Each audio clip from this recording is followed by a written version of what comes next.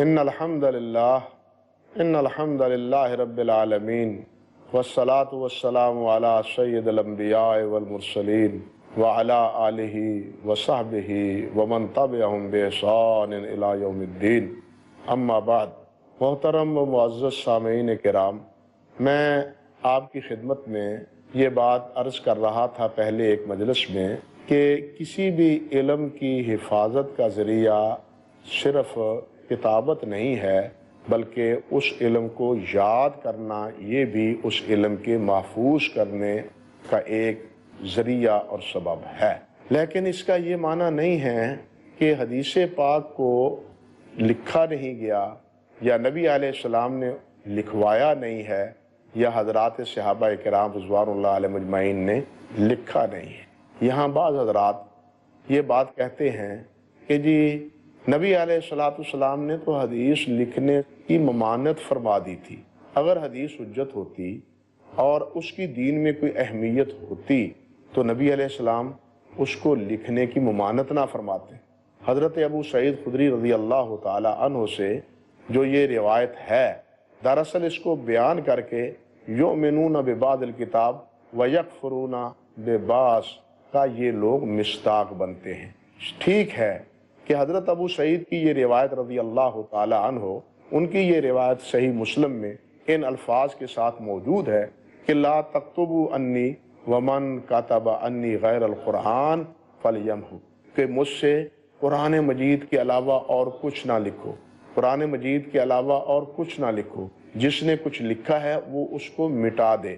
یہ بات نبی علیہ السلام نے ارشاد فرمائی۔ اللہ اکبر، بلا شبہ یہ بات آپ نے فرمایا ہے، لیکن دوسری احادیث سے یہ بھی پتہ چلتا ہے کہ نبی علیہ السلام نے اس کی اجازت بھی دی ہے، آپ کے سامنے صحابہ کرام نے لکھا بھی ہے۔ یہ بالکل اسی طرح ہے جس طرح پہلے نبی علیہ السلام نے فرمایا تھا کہ قبروں کی زیارت نہ کرو، قبروں کی زیارت کے لیے نہ جایا کرو۔ نبی علیہ السلام نے روک دیا، کیوں؟ کہ قبروں پہ جو شرک اور جو اللہ کے مقابلے میں قبر پرستی، اس مقبورین سے مدد اور نصرت طلب کی جاتی تھی، نبی علیہ السلام نے اس تناظر میں فرمایا کہ تم قبروں میں نہ جاؤ۔ لیکن بعد کے دور میں نبی علیہ السلام نے اس کی اجازت دے دی۔ بالکل اسی طرح نبی علیہ السلام نے اگر اوائل میں جب صحابہ کرام لکھنے میں اتنے ماہر نہیں ہوئے تھے، اس وقت نبی علیہ السلام نے یہ ممانعت فرما دی۔ لیکن اسی حدیث کا اگلا لفظ یہ بھی ہے وَحَدِّثُوا عَنِّی، میری طرف سے حدیثیں آگے بیان کرو۔ سوال یہ پیدا ہوتا ہے، اگر دین میں حدیث کی اہمیت ہی کوئی نہیں ہے تو نبی علیہ السلام نے آگے اس کو بیان کرنے کی اجازت ہی کیوں دی، حکم ہی کیوں دیا؟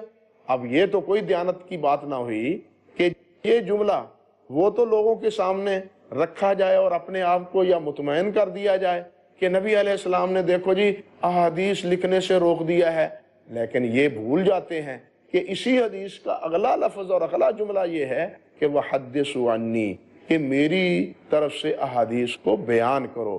اگر حدیث کی کوئی اہمیت نہ ہوتی تو نبی علیہ السلام اس کے بیان کرنے اور لوگوں تک آگے پہنچانے اس کا حکم ہی نہ دیتے۔ خود اسی حدیث میں یہ الفاظ موجود ہیں، دوسری بہت سی احادیث ہیں، جس طرح نبی علیہ السلام نے فرمایا نظر اللہ عمران سامع مقالتی فحافظها ووعاها وعداها، اس آدمی کو اللہ تعالیٰ خوش خرم رکھے جس نے میری حدیث سنی اور اس کو محفوظ کیا، یاد کیا اور پھر اس کو آگے بیان کر دیا جس طرح اس نے سنا تھا۔ تو اس حدیث میں بھی نبی علیہ السلام نے بیان کرنا احادیث مبارکہ کو اس کا حکم دیا ہے۔ اور بھی بہت سی احادیث مبارکہ ہیں، ایک مجلس میں ان احادیث کا میں ذکر بھی کر چکا ہوں۔ لیکن آج جو بات میں آپ سے عرض کرنی چاہتا ہوں وہ یہ ہے کہ اللہ کے رسول صلی اللہ علیہ وسلم نے کتابت کی اجازت دی ہے۔ وہ جو ممانعت ہے وہ ایک مرحلے تک ہے، ایک عرصہ تک ہے، ہمیشہ تک نہیں کہ نبی علیہ السلام نے ہمیشہ کے لیے اس کو روک دیا تھا اور صحابہ کرام رضوان اللہ علیہ مجمعین نے اس کو لکھا ہی نہیں احادیث مبارکہ کو۔ یہ بالکل بات غلط ہے۔ دیکھیے حدیث میں ہی آتا ہے، حضرت عبداللہ ابن عمر بن عاص رضی اللہ تعالی عنہ بیان فرماتے ہیں امام دارمی رحمۃ اللہ علیہ، امام احمد نے، امام ابو داود نے، امام حاکم نے اور بہت سے محدثین نے اس حدیث کو حضرت عبداللہ ابن عمرو ابن عاص رضی اللہ تعالی عنہ سے نقل کیا ہے۔ وہ فرماتے ہیں کہ میں نبی علیہ السلام کی ہر بات لکھ لیتا تھا۔ لفظ ہیں ان کے کنت اکتب کل شیء، میں ہر چیز جو آپ فرماتے تھے وہ میں لکھ لیتا تھا، جو چیز نبی علیہ السلام سے میں سنتا تھا۔ تو قریش کے ساتھی کچھ بزرگ حضرات انہوں نے مجھے کہا کہ تکتب کل شیء ورسول اللہ صلی اللہ علیہ وسلم بشر یتکلم فی الغضب والرضا، کہ عبداللہ یہ کیا کرتے ہو؟ نبی علیہ السلام آخر انسان ہیں، آپ کبھی غصے میں ہوتے ہیں، آپ کبھی خوشی میں ہوتے ہیں، اور انسانی یہ ایک فطرت کمزوری ہے کہ جب خوشی میں ہوتا ہے تو بات کا اسلوب کچھ اور ہوتا ہے، جب غصے کی صورت میں ہوتا ہے تو بات کا اسلوب اور رنگ ڈھنگ ہی کچھ اور ہوتا ہے، تو ایسی صورت میں تم ہر بات نہ لکھا کرو۔ یہ قریشی بزرگوں نے مجھے یہ مشورہ دیا کہ تم تو ہر باتیں لکھ دیتے ہو نبی علیہ السلام کی۔ حضرت عبداللہ بن عمرو بن عاص فرماتے ہیں فَأَمْسَكْتُ عَنِ الْكِتَابِ، میں لکھنے سے رک گیا، میں نے چھوڑ دیا لکھنا۔ لیکن کب تک؟ فرماتے ہیں حتیٰ ذکرت ذالک لرسول اللہ صلی اللہ علیہ وسلم، حتیٰ کہ ایک دن میں نے اسی بات کا رسول اللہ صلی اللہ علیہ وسلم سے ذکر کر دیا کہ حضور میں آپ کی ہر حدیث لکھا کرتا تھا، لیکن کچھ بزرگوں نے مجھے یہ کہہ کے ڈرا دیا ہے کہ آپ کبھی غصے کی حالت میں ہوتے ہیں، کبھی خوشی کی حالت میں ہوتے ہیں، ہر وقت ہر بات نہ لکھا کرو، تو میں لکھنے سے رک گیا۔ تو کیا آپ کا حکم ہے اس مسئلے میں؟ تو حضرت عبداللہ فرماتے ہیں فَأَوْمَا بِاسْمِهِ إِلَىٰ فِيهِ، رسول اللہ صلی اللہ علیہ وسلم نے انگلی اٹھائی اور اپنے منہ کی طرف لے گئے، منہ کی طرف اشارہ کرتے ہوئے آپ نے فرمایا کہ اے عبداللہ اکتب، لکھا کرو، فَوَالَّذِي نَفْسُ مُحَمَّدٍ بِيَدِهِ مَا يَخْرُجُ مِنْهُ إِلَّا حَقٌّ، کہ عبداللہ اس اللہ کی قسم جس کے ہاتھ میں محمد کی جان ہے صلی اللہ علیہ وسلم، میرے منہ سے وہی نکلتا ہے جو حق ہوتا ہے۔ میں غصے کی حالت میں ہوں تب بھی حق، اور اگر میں خوشی کی صورت میں ہوں تب بھی حق۔ افراط تفریط میرے کلام میں نہیں ہوتا، افراط تفریط میرے کلام میں نہیں ہوتا۔ یہ بات نبی علیہ السلام نے حضرت عبداللہ ابن عمرو بن عاص سے فرمائی۔ حضرت ابو ہریرہ رضی اللہ تعالی عنہ جو راویۃ الاسلام ہیں وہ فرماتے ہیں، بلکہ عبداللہ ابن عمرو بن عاص تو یہ فرماتے ہیں، جس طرح حافظ ذہبی رحمۃ اللہ علیہ نے سیر و اعلام النبلاء میں لکھا ہے کہ کننا عند رسول اللہ صلی اللہ علیہ وسلم نکتب ما یقول، کہ میں ہی نہیں اور صحابہ بھی لکھتے تھے۔ یعنی سیر و اعلام النبلاء میں عبداللہ ابن عمرو بن عاص کا یہ قول بھی مذکور ہے کہ میں ہی نہیں لکھا کرتا تھا اور صحابہ کرام بھی لکھتے تھے۔ حضرت سیدنا ابو ہریرہ رضی اللہ تعالی عنہ جو راویۃ الحدیث کے لقب سے ملقب ہیں کہ بہت سی احادیث مبارکہ کے وہ راوی ہیں، وہ فرمایا کرتے تھے ما من اصحاب النبی صلی اللہ علیہ وسلم اکثر حدیثا عنہ الا ما کان من عبداللہ ابن عمرو فإنہ کان یکتب ولا اکتب۔ فرماتے ہیں کہ نبی علیہ السلام کے صحابہ کرام میں سب سے زیادہ احادیث بیان کرنے والے مجھ سے بھی زیادہ وہ کون ہیں؟ عبداللہ ابن عمر ہیں۔ سب سے زیادہ حدیث کا علم ابو ہریرہ فرماتے ہیں رضی اللہ تعالیٰ عنہ، وہ کن کے پاس ہے؟ فرماتے ہیں عبداللہ بن عمر بن عاص کے پاس ہے۔ کیوں ہے؟ فَإِنَّهُ كَانَ يَكْتُبْ وَلَا أَكْتُبْ، کیونکہ اب عبداللہ بن عمر وہ لکھا کرتے تھے اور میں نہیں لکھا کرتا تھا، میں یاد کیا کرتا تھا، وہ لکھا کرتے تھے۔ یہ شہادت بھی ابو ہریرہ رضی اللہ تعالی عنہ کی گویا موجود ہے کہ نبی علیہ السلام کے سامنے آپ کی موجودگی میں، آپ کے عہد مبارک میں صحابہ کرام رضوان اللہ علیہ مجمعین احادیث مبارکہ لکھا کرتے تھے۔ اسی طرح آپ دیکھیں قبیلہ خدا کا ایک شخص، اس نے قبیلہ بنو لیس کے ایک آدمی کو قتل کر دیا، اور قتل بھی کہاں کیا؟ مکہ مکرمہ میں۔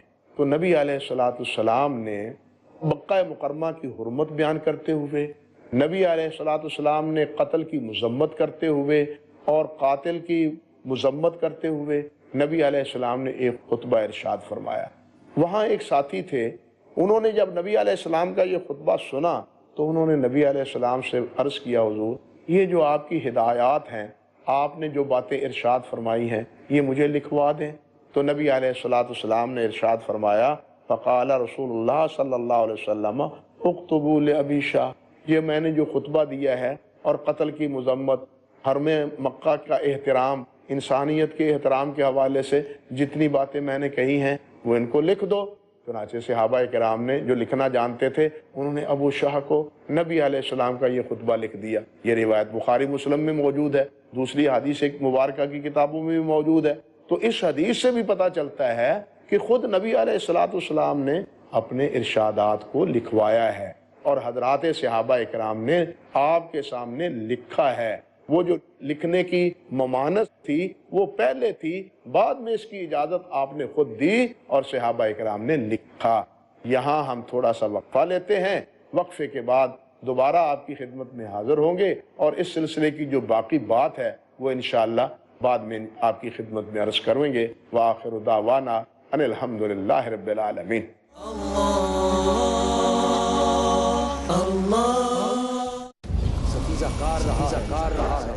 ازل سے تا امروز چراغ مصطفی سے شرار بولہ سے اے بنی نو انسان اپنے رب کی بندگی کرو جس نے تمہیں پیدا کیا، ایمان و انسانیت کی حفاظت ہو۔ اے نبی سے کہہ دیجئے کہ اگر تم اللہ سے محبت کرنا چاہتے ہو تم میری اتباع کرو، اللہ خود تم سے محبت کرنے لگ جائے گا۔ کفر و شرک کی مخالفت ہو۔ اللہ کے سوا کسی کی بندگی نہیں کریں گے اور اللہ کے سوا کسی کو رب نہیں بنائیں گے، بدکاریوں کی مذمت ہو تاکہ تم افراط اور تفریط کے دھکوں سے بچ سکو۔ ڈاکٹر محمد طاہر کھٹوانی۔ اے قرآن والو، تو قرآن کو تکیہ نہ بنا لینا، جو میری ہدایت کی پیروی کرے گا وہ تو یقیناً کامیاب ہوگا۔ دیجئے اپنے ہر قول و عمل سے مومن ہونے کی پہچان، رب کا فرمان، کل شام 5:30 بجے اور دوبارہ رات 12 بجے انڈیا میں پیس ٹی وی اردو پر۔ جو احادیث سمجھ کر عمل کرتے ہیں وہ رب کے بہت ہی عزیز ہوتے ہیں۔ اللہ رب العزت نے نبی اکرم صلی اللہ علیہ وسلم کو اس دنیا میں بھیجا کہ آپ وہ قرآن مجید جو زندگیوں کو بدلنے کے لیے اترا ہے، مطالعہ کی گہرائی میں، دلیل کی روشنی میں، صداقت کے میزان پہ، جو دنیا کے سارے مسائل کا حل ہے، اس قرآن مجید پر نبی اکرم صلی اللہ علیہ وسلم خود عمل کر کے دکھا دیں۔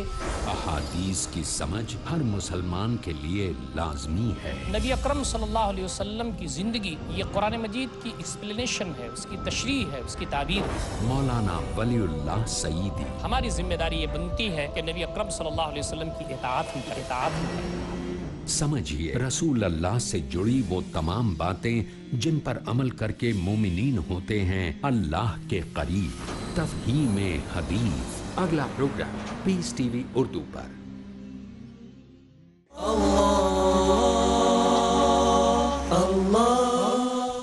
محترم و معزز سامعین کرام، میں آپ کی خدمت میں اس سے پہلے عرض کر رہا تھا کہ نبی کریم صلی اللہ علیہ وسلم نے اپنی حیات طیبہ میں احادیث مبارکہ لکھوائی ہیں، لکھنے کی اجازت دی ہے۔ آپ کے سامنے حضرات صحابہ کرام رضوان اللہ علیہ مجمعین نے احادیث لکھی ہیں اور آپ نے اس پر کوئی انکار نہیں کیا۔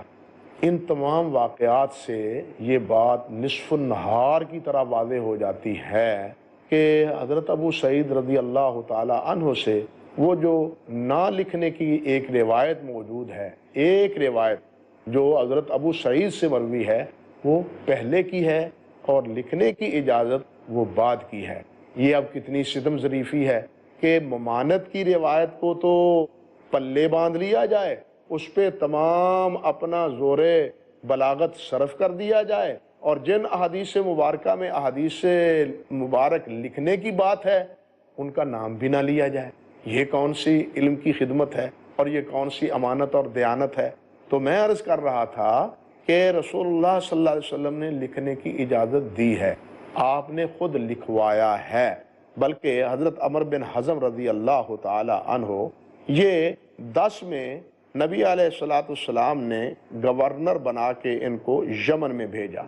اللہ اکبر، 10 ہجری میں آپ نے انتقال سے کچھ ماہ پہلے عمر بن حزم رحمۃ اللہ علیہ کو رضی اللہ تعالی عنہ کو نبی علیہ السلام نے یمن کا گورنر بنا کے بھیجا، اور وہاں انہیں جب گورنر بنا کے بھیجا تو انہیں ایک دستاویز لکھوا کے ساتھ تھما دی، کچھ چیزیں لکھ کے آپ نے انہیں دے دیں، اور اس میں کیا تھی، مسائل کیا تھے؟ قرآن مجید کی تلاوت کے حوالے سے مسائل تھے، نماز کے مسائل تھے، زکوٰۃ کے مسائل تھے، طلاق کے مسائل تھے، عتاق کے مسائل تھے، غلاموں کو آزاد کرنے کے مسائل تھے، اسی طرح قصاص اور دیت کے مسائل تھے، کوئی کسی کو قتل کر دے تو اس کے بدلے میں قتل کیا جائے یا اس سے قاتل سے دیت وصول کی جائے۔ اس نوعیت کے مسائل پر مشتمل ایک دستاویز، ایک مکتوب کہہ لیجئے، ایک رسالہ کہہ لیجئے، وہ نبی علیہ السلام نے لکھوایا، اور حضرت عمر بن حزم رحمۃ اللہ علیہ جب مدینہ طیبہ سے آپ روانہ ہوئے تو انہیں تھما دیا۔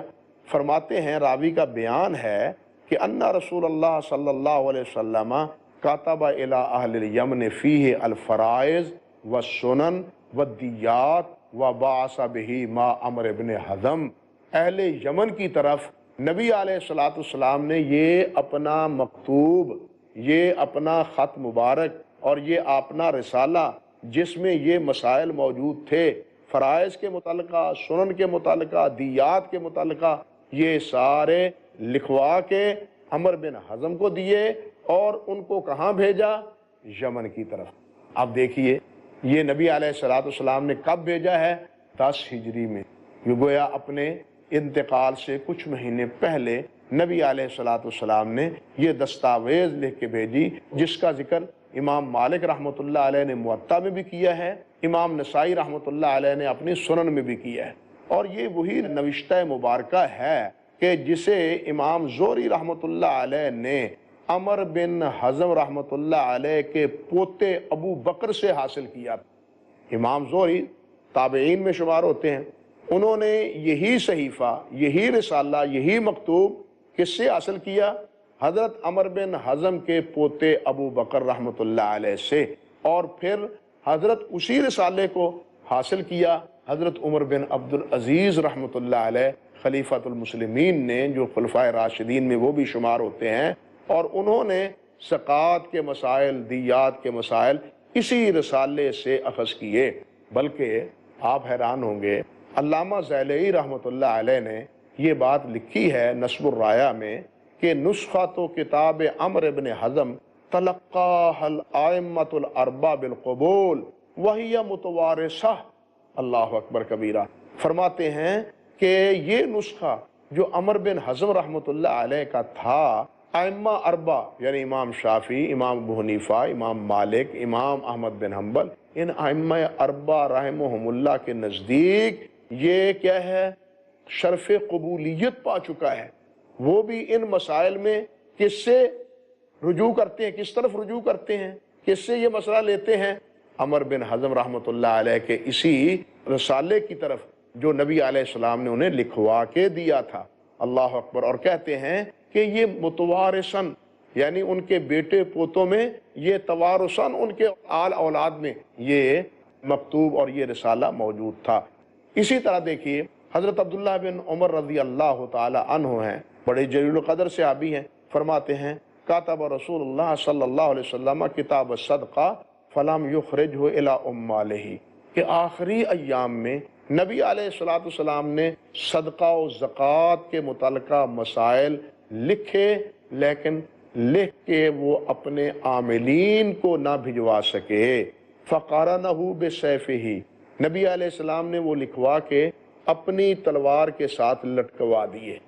اتنی نوبت یا اتنی فرصت نہ ملی کہ وہ اپنے عاملین کو جو مختلف علاقوں میں آپ نے بھیجے تھے ان کی طرف انہیں بھجوا دیں، یہ نہ ہو سکا۔ لیکن بعد میں پھر جب آپ کا انتقال ہو گیا تو عبداللہ بن عمر فرماتے ہیں رضی اللہ تعالی عنہ فعمل به ابو بکر حتی قبض ثم عمل به عمر حتی قبض ثم عمل به عثمان، کہ اسی مکتوب کو جو صدقہ اور خیرات کے بارے میں نبی علیہ الصلوۃ والسلام نے لکھا تھا اور آپ کی تلوار کے ساتھ وہ معلق تھا، اسی پر عمل کیا ہے۔ صدقہ و خیرات کے بارے میں کس نے؟ حضرت ابوبکر صدیق نے، اور حضرت ابوبکر صدیق کے بعد عمر فاروق نے، پھر عثمان غنی نے، رضوان اللہ علیہم اجمعین۔ تو عرض کرنے کا مقصد یہ تھا کہ نبی علیہ الصلوۃ والسلام کے دور میں احادیث لکھی گئی ہیں۔ یہ عبداللہ بن عمر رضی اللہ تعالیٰ عنہ کی روایت یہ بتلاتی ہے کہ نبی علیہ الصلوۃ والسلام نے خود اپنی ہدایات یا اپنے دین کی باتیں وہ لکھوائی ہیں، بلکہ حضرت ابوبکر صدیق رضی اللہ تعالیٰ عنہ نے یہی کتاب، یہی رسالہ اپنے دور خلافت میں جب حضرت انس رضی اللہ تعالیٰ عنہ کو یمن بھیجا تھا تو یہی مکتوب حضرت ابوبکر صدیق نے لکھوا کے، اس کی نقل لکھوا کے حضرت انس رضی اللہ تعالیٰ عنہ کو یمن میں بھیجی تھی، جس طرح کہ صحیح بخاری میں بھی موجود ہے اور دوسرے کتب احادیث میں ابو داود میں بھی اس کی تفصیل موجود ہے۔ بلکہ اسی طرح دیکھیے رسول اللہ صلی اللہ علیہ وسلم نے صلح حدیبیہ کے بعد، یعنی 6 میں صلح حدیبیہ ہوئی ہے، صلح حدیبیہ کے بعد دعوت و تبلیغ کا جب موقع آپ کو ملا ہے تو آپ نے مختلف حکمرانوں کو، بادشاہوں کو، فرما رواؤں کو دعوت و تبلیغ پر مشتمل خطوط بھیجے ہیں۔ یہ ایک ایسی بین حقیقت ہے کہ نبی علیہ السلام نے لکھوائے ہیں وہ مکتوب، اس میں کیا تھا؟ دین ہی کی دعوت تھی نا۔ تو یہ نبی علیہ السلام کے مکتوبات یہ بھی اس بات کی واضح دلیل ہیں کہ نبی علیہ السلام کے دور میں ہی نہیں بلکہ خود آپ نے اپنے ارشادات لکھوائے ہیں، اپنے مقاصد کو اوراق میں منتقل کروایا ہے۔ بلکہ یہ بات تو صحیح بخاری اور دوسری حدیث کی اور تاریخ کی سب کتابوں میں موجود ہے کہ نبی علیہ السلام مرض الموت میں مبتلا تھے، آخری ایام تھا، تکلیف تھی بڑی۔ اللہ اکبر۔ حضرت عائشہ رضی اللہ تعالی عنہا فرماتی ہیں کہ اب کو اتنی تکلیف تھی کہ آپ کی تکلیف کو دیکھ کر مجھے کسی اور کی مرض الموت کی تکلیف بھول جاتی ہے۔ نبی علیہ السلام بار بار چہرہ مبارک تمازت گرم ہوتا، اتنا بخار کہ جس طرح 2 آدمیوں کو بخار چڑھتا ہے۔ حضرت عائشہ فرماتی ہیں میں نے نبی علیہ السلام سے عرض کیا حضور آپ کو تو اتنا بخار چڑھا ہوا ہے جیسے کہ 2 آدمیوں کا بخار ہے، ڈبل بخار۔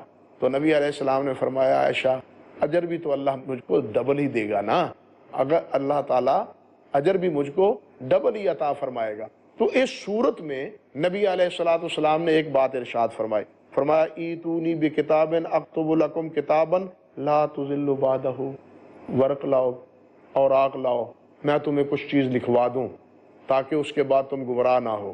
یہ تو مسئلہ اپنی جگہ علیحدہ ہے کہ حضرت عمر فاروق رضی اللہ تعالیٰ عنہ نے فرمایا نبی علیہ السلام ساری زندگی ہمارے ہاں قائم رہے ہیں، ہمارے ساتھ رہے ہیں، ہم ان کے ساتھ رہے ہیں، اللہ کی کتاب ہمارے پاس موجود ہے، اس وقت آپ بیماری کی تکلیف اور شدت میں ہیں، آپ نبی علیہ السلام کو اس کلفت میں کیوں ڈالتے ہو؟ نیا مسئلہ کھڑا کرو، اللہ کی کتاب کافی ہے، ہدایت اللہ ذوالجلال نے نازل فرما دی ہے۔ تو حضرت عمر فاروق رضی اللہ تعالیٰ عنہ کے کہنے پر یا دوسرے صحابہ کے مشورے پر یہ مسئلہ تو تھم گیا، لیکن یہ تو مسئلہ معلوم ہونا چاہیے اور یاد رکھنا چاہیے کہ نبی علیہ السلام نے کیا فرمایا کہ لاؤ میں تمہیں کچھ لکھ دوں۔ تو یہ چیز موجود ہے یا ثبوت ہے اس بات کا کہ نبی علیہ السلام نے لکھوایا ہے، یہ نہیں کہ کچھ بھی آپ نے نہیں لکھا، نہ لکھنے کی اجازت دی ہے۔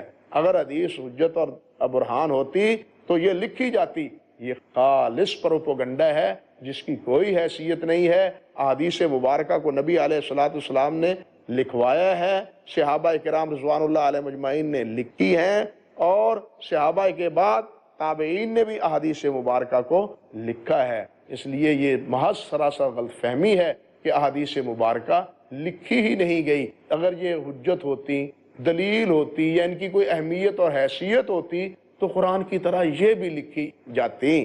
میں نے آپ کے سامنے یہ بات واضح کر دی ہے کہ نبی علیہ السلام نے لکھنے کی اجازت دی ہے، آپ نے احادیث مبارکہ کو لکھوایا ہے، حتیٰ کہ آخری ایام میں، آخری مہینوں میں بھی آپ نے نبی علیہ السلام نے احادیث مبارکہ کو کوٹ کروایا ہے، لکھوایا ہے۔ اور امت تک آگے پہنچانے کا حکم بھی فرمایا ہے۔ اس لیے یہ محض ایک جھوٹا پروپیگنڈا اور یہ ایک جھوٹی بات ہے کہ احادیث لکھی ہی نہیں گئی، بلکہ میں نے آپ کے سامنے عرض کرنے کی کوشش کی ہے، ثبوت دیا ہے باقاعدہ کہ خود نبی علیہ السلام نے لکھوایا ہے اور لکھوانے کی اجازت دی ہے احادیث مبارکہ کی۔ اللہ سبحانہ و تعالیٰ اس غلط فہمی سے ہمیں نکالے اور احادیث پاک کے بارے میں ہمیں سچی محبت کی اللہ توفیق عطا فرمائے۔ وآخر دعوانا ان الحمدللہ رب العالمین۔ اللہ